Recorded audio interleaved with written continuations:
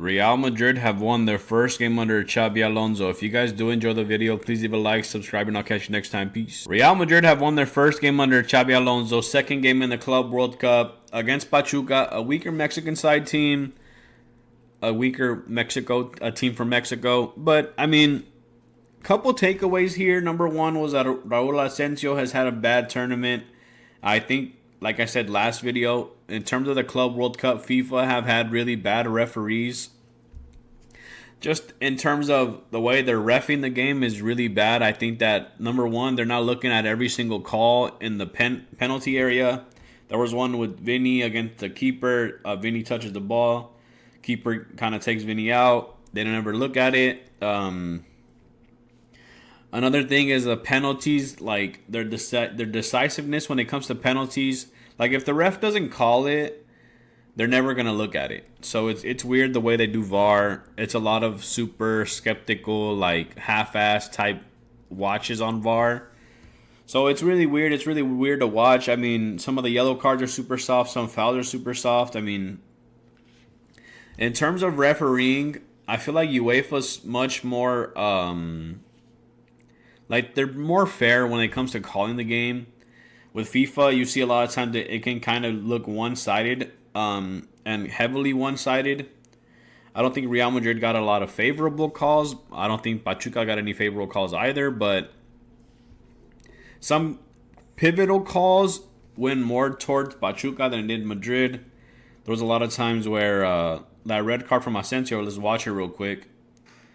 So one thing I want to note here is that everybody's pushed up super high, so that means somebody lost possession. Doesn't show in this clip, but from the looks of it, Asensio's Salomon Rondon, he's 35 years old. He's in behind Dean. So this ball's coming over. Raul Asensio has to come and beat him for pace, which is, dude's fast. He's obviously, he's playing the lines. Makes a good run. Raul's on the wrong side. Raul kind of pulls his shirt a little bit, and Salomon he sells it. Ref buys it, gives him a straight red. I do think it was unnecessary for Raul to do so, to do that action. The referee says right there, you pulled him on his shirt. Sure, but it's soft. I understand the rule. The law is if the guy's one-on-one, basically don't touch him or don't. If he's in behind and it's just him against the keeper and you bring him down, it's more than likely going to be called a red. I just thought it was soft. I wish VAR went to go look at it and said, hey, you know what?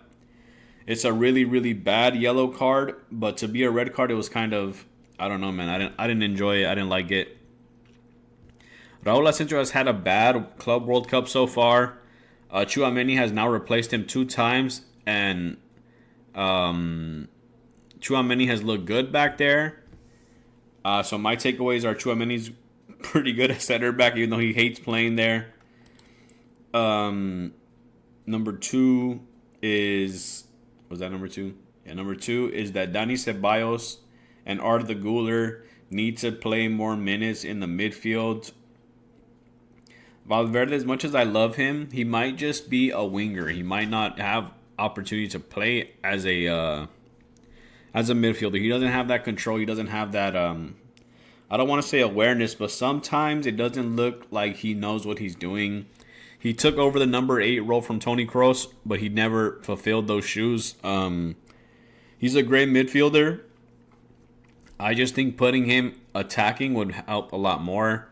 He can also come back and play right back. Also a good thing for him.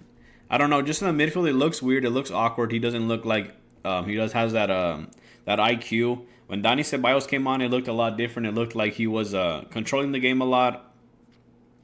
He was communicating a lot with his other midfielders. Him and Brahim had a couple good 1-2s. Him and Arda Güler had a good couple 1-2s. It just looks more like a midfield. You watch him play and you're like, yeah, that's a midfielder. When Valverde plays, it's kind of like he's like a chicken with his head cut off. But Valverde is really good. He's world class. He's one of the best midfielders in the world. But like I said, I still think that to fill those Toni Kroos roles, it's not Valverde. It can't be Valverde.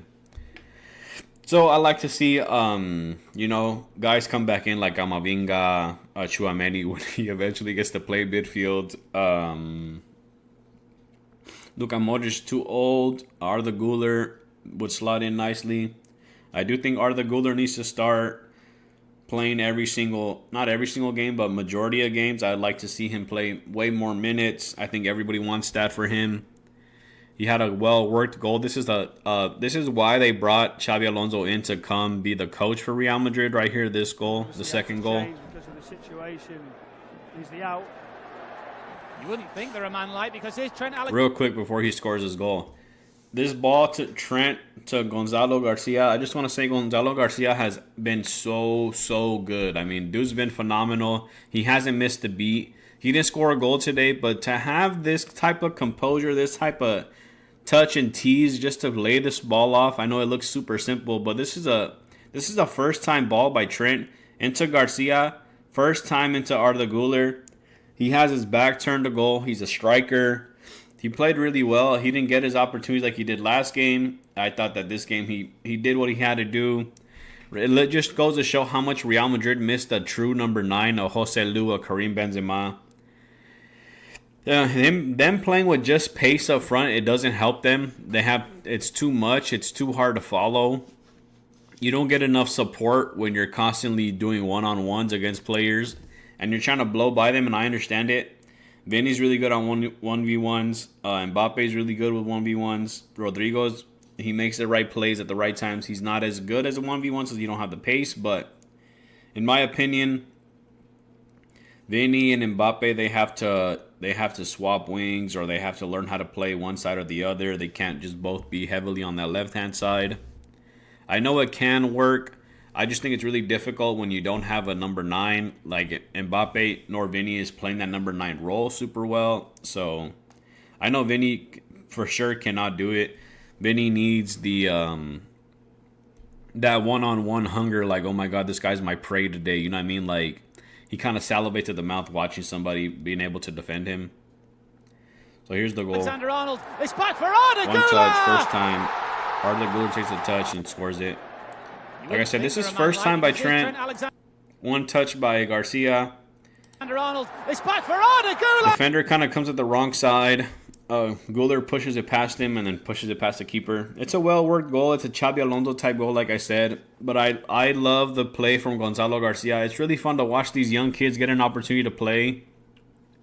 And it's like, wow, he did really good. And it's like, you would have never thought, right? Because a lot of teams, much like Madrid, much like Manchester City, much like Arsenal, they're looking for a player and they're looking to buy a player. They're not looking to develop somebody. They're not looking for somebody to come out of the woodwork. You know what I mean? They're not trying to develop somebody. They want somebody right now that's good. And it's kind of cool that Real Madrid has this at their disposal to be like, okay, Castilla players, you, come on, let's go see what you got. Kind of like Raul Asensio. I still think that even though Raul Asensio has had a bad tournament, he's not a bad player. I think he had that controversy this summer with him being called a pedo or whatever the fuck. That was disproven. He signed an extension with Real Madrid for a very long time. I think he's going to continue to be a pivotal part to this squad. Him and Dean, Alaba, Rudiger. Rudiger got minutes today, which was good to watch. I know he had a torn meniscus a couple months back.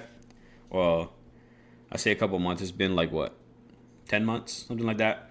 But happy to see him back out there. It's really funny with Rudiger, man. He's just a clown, but it's so like refreshing to watch him have, like, watching somebody that's having fun out there. It makes you be like, oh my God, I love watching this damn sport. So those are my thoughts real quick. I mean, Tchouaméni's great. Sucks that he has to play center back, but once he gets slotted into that midfield, he's going to do a lot better. The group right here, Real Madrid is first for now. Salzburg, if they win, they'll be in first with 6 points.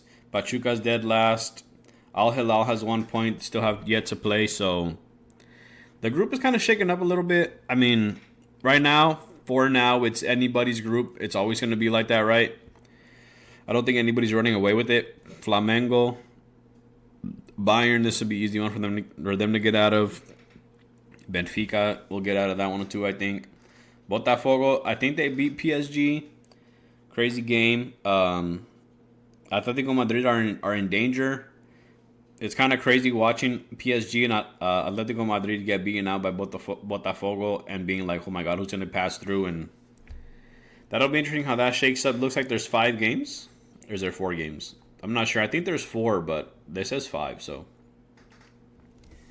But those are my thoughts, man. I thought that Xabi Alonso, the more players he gets back into the squad, the more interesting it's going to look, the better it's going to look. I don't think that, like I said, there's not going to be a lot of progression for now. It'll be a lot of like, oh, they look better this game, and they're going to continue to look better. And it'll just be like a waiting game. It'll just be that, right? Because, like I said, I think today, I said in the past, the games that are happening right now, they're just really difficult for a lot of players because they're super hot. This is Real Madrid's second afternoon game, and it was blistering hot. It's kind of weird to watch all these players, like their shirts are sunken into their stomachs, and it looks weird. It's like, dude, these guys just jumped out of the pool or something. It's not healthy. I wish they didn't have to play under these conditions, but that's what they're working with. I hope they figure it out. I hope Real Madrid gets a night game, and I'll be like, you know what? That looks better. They look better. When Real Madrid get a night game, I'll be like, okay, that's what it's supposed to look like. They're not exhausted. This is what full speed game time looks like. Oh, another thing, Trent, like I said, I don't know what Real Madrid were thinking when they signed him. I think Dani Carvajal is going to continue to be that starting right back. I don't know what Trent's role is going to be. I hope he goes to play midfield more instead of playing right back. I don't think he comes back enough to defend. His defensive awareness as well, it's weird because you'll see somebody run behind him and Trent won't even notice. You'll be like, what? Somebody passed me? It's weird to watch. It's concerning sometimes, and, you know, we'll see how he progresses. But for now, I like the way Real Madrid looked. Pachuca are obviously a lower side. They're not, like, a competitive side. Like, you're seeing a lot of these South American teams compete pretty well. So I'm interested to see how it goes going forward, but that's it for today's video. If you guys did enjoy, please leave a like, subscribe, and I'll catch you next time. Peace.